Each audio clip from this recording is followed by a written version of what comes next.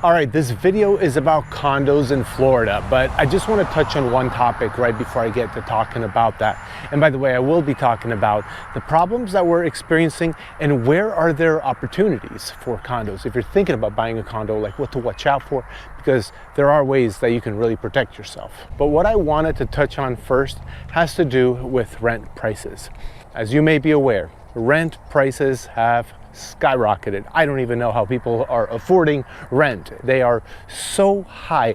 I mean, I literally have a studio apartment in not that great of a neighborhood, and it rents for $1,056 per month. That is the fair market value. Rent prices are so high, and what people are reporting is that 1 out of 5 renters are saying that they have fallen behind at least one time in the last 12 months in their payments. You see, it doesn't take much to fall behind. All it takes is one little hiccup. You maybe got a couple flat tires, maybe your tooth hurts, whatever happened, but just something happens. And usually falling behind comes at the time of Christmas and the New Year, where people are spending, but their earnings are not increasing proportionately to the spending. I mean, hello, you gotta pay attention, you gotta plan, you gotta budget, and people don't do it as well, unfortunately. Now, this article says that since the start of the pandemic, rents have increased 20%. 20%. That's 4 years we've had 20%. And it sounds absolutely nuts, but here's something interesting, is that when you sign a lease, a 12-month lease, a lot of landlords will put in a 5% clause for the next renewal period. So it'll go up by 5%, and then another 5%, and that's right there is already 20% in 4 years. But that doesn't mean it's affordable, okay? So let me finish up about the renters. This article basically says that renters have a pretty grim outlook on the economy, whereas homeowners tend to have a pretty positive, well, more positive, not necessarily positive, but it's not as bad as the tenants. So I encourage you to just go and buy, because you're going to get your rate fixed. You're going to be able to have your single family home. It may not be perfect, and you will have to upkeep it. So you will have some additional costs at first, because at first it's going to be a little bit more expensive than rent. But as rents go up over time and your payment stays the same, your principal and your interest will stay the same, you're going to eventually, might be 2 years down the line, might be 10 years down the line, you're going to kind of like hit that beautiful balance where you're going to pay a lot less to own your own home than you would if you continue renting. So now let's talk about condos in Florida specifically. This doesn't apply to any other state. This is just Florida, as you're watching Florida Real Estate TV. But I want to tell you about how condos could be an opportunity sometime soon.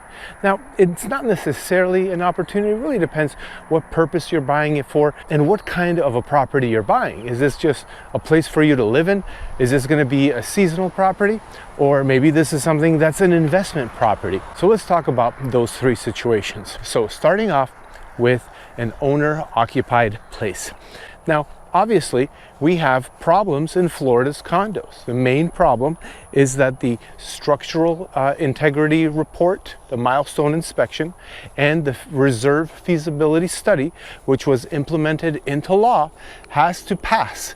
And a lot of condos are having huge, absolutely giant special assessments. I heard of one just recently, not too far from where I live, $130,000 per unit. Can you imagine you owning a condo, living life, doing your thing, and then you get a bill in the mail for $130,000?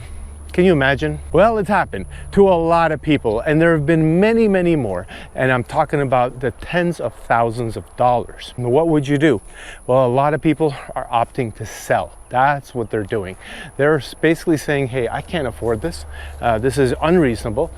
These are, maintenance items that need to be fixed from people who used to own it before me, and I'm not willing to pay for that. They list it for sale, and it doesn't work, But what if you're going to be living in a unit? How should you address that situation? So let's just say you haven't bought a condo yet. and you're thinking about buying a condo because you want the amenities, you want to be in a community, you want to be around people, and you really just don't want to do any of the maintenance outside. Well, these are all excellent reasons to buy a condo. And if you're going to buy one in Florida, the first thing I would say is whatever community you picked, let's just say you picked 10 different communities in an area, and you really have, vetted these communities as places that are good for you. The right school district, the right amenities, the right price point. Well, first thing is go through the financial report, go through the milestone inspection, go through the reserve feasibility study, and get a good picture of what it looks like when it comes to future assessments.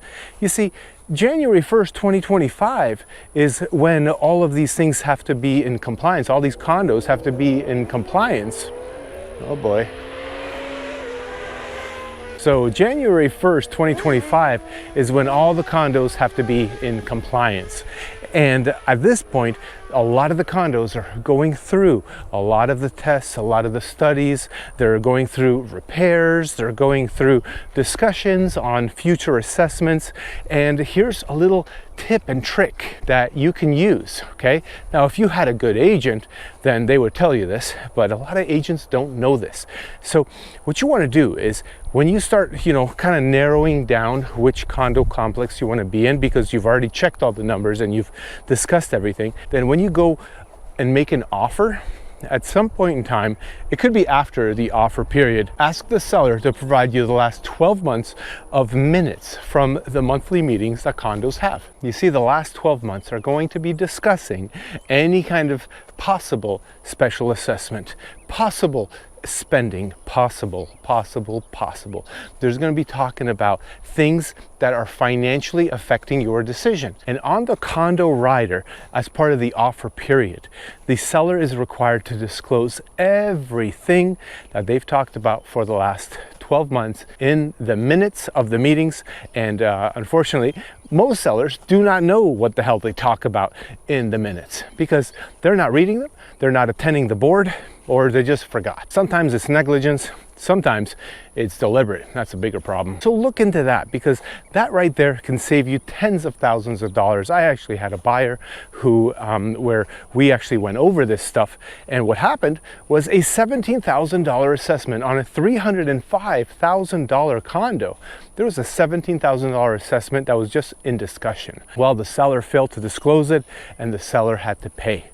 They were not happy, but that's part of having a good agent, and they did not have a good agent. So if you're going to be buying a condo, look into all of that. And now remember, if the condo is not 3 stories or higher, then the new condo rules do not apply to it. So you don't have to worry about all those new condo rules, but you still may want to double check the last 12 months of meeting minutes. Now, if you're thinking about buying a condo in Florida and you're a snowbird, so it might be a beachfront property, or it might be a high rise or something along those lines, and you're only going to be using it seasonally, do everything I just said.